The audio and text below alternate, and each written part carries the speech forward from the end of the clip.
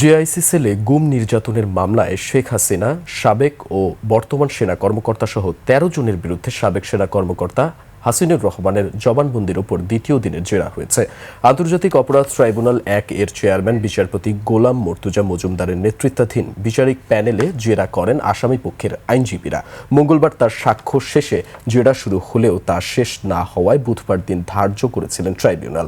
এই মামলায় ১৩ আসামির মধ্যে গ্রেপ্তার আছেন ৩ জন। তারা হলেন ডিজিএফআই এর সাবেক পরিচালক major general Sheikh Mohammad Sarwar Hossain, brigadier general Mohammad Mahbubur Rahman Siddiqui ও ব্রিগেডিয়ার জেনারেল আহমেদ তানভীর মাজাহার সিদ্দিকী। এছাড়া র্যাবের টিএফআই সেলে গুমের মামলার পরবর্তী সাক্ষ্য গ্রহণ রোববার ঠিক করেছে ট্রাইব্যুনাল ১। এছাড়া রাজধানীর যাত্রাবাড়িতে শহীদ ইমাম হাসান তাইম হত্যা মামলায় সাবেক ডিএমপি কমিশনার হাবিবুর রহমান সহ ১১ জনের বিরুদ্ধে অভিযোগ গঠনের বিষয়ে রাষ্ট্রপক্ষের শুনানি শেষ হয়েছে। আসামিপক্ষের শুনানি ২রা ফেব্রুয়ারি।